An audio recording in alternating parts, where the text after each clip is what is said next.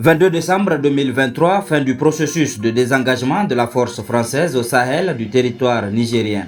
À la base aérienne 101 de Niamey, les derniers soldats français ont donc quitté le sol nigérien ce vendredi après les formalités administratives matérialisées par la signature d'un document conjoint de procédure par les deux parties. Pour le Niger, le colonel-major Mamansani Thiaw, chef d'état-major de l'armée de terre, président du comité de désengagement et représentant le chef d'état-major des armées, et pour la France, le général de division Éric Ozan, commandant des forces françaises au Sahel, représentant le chef d'état-major des armées françaises. C'était en présence des parties garantes du processus de désengagement, le Togo et les États-Unis, représentés en ce qui concerne le Togo par le chef d'état-major général des armées et les États-Unis par l'attaché militaire. Ce départ intervient dans un contexte de relations tendues entre Paris et Niamey. Relations qui se sont détériorées depuis le coup d'État du 26 juillet que la France avait refusé d'accepter comme tel et refusant de reconnaître l'autorité des militaires aux commandes du Niger, malgré le soutien populaire dont ils jouissent.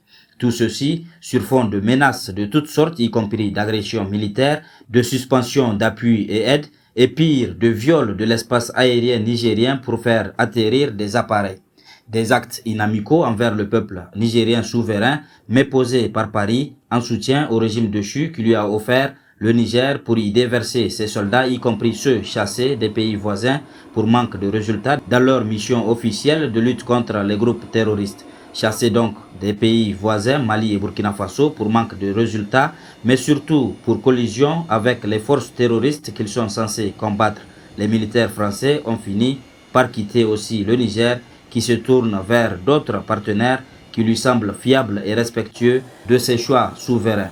Le départ des derniers soldats français marque donc une rupture assez profonde entre la France et le Niger, liée pourtant par l'histoire depuis plusieurs décennies. La France quitte, mais malgré elle, elle le fait sous pression populaire.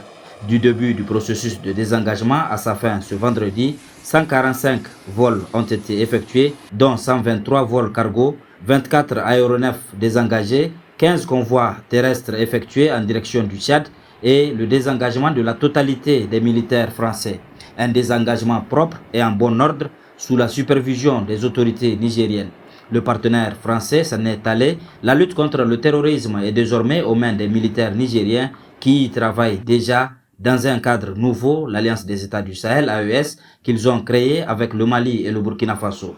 Le partenaire français s'en est allé, et pas que sur le plan militaire. La diplomatie aussi est à l'arrêt depuis le départ de l'ambassadeur de France du Niger, après que celui-ci ait refusé de répondre à une invitation des nouvelles autorités qui l'a ainsi poussé à le déclarer persona non grata. Il tenait mordicus à rester en poste, mais a bien fini à se résoudre à partir devant l'engagement des Nigériens décidés à le faire quitter. Sans diplomatie et sans personnel militaire qui quitte le Niger, la France vient d'annoncer la fermeture de son ambassade à Niamey pour une durée indéterminée. Avec les revendications des Nigériens pour des rapports équilibrés tenant compte de leurs intérêts et la méfiance des Nigériens vis-à-vis de la France, autant dire que les relations avec ce pays pourraient prendre du temps avant d'être rétablies.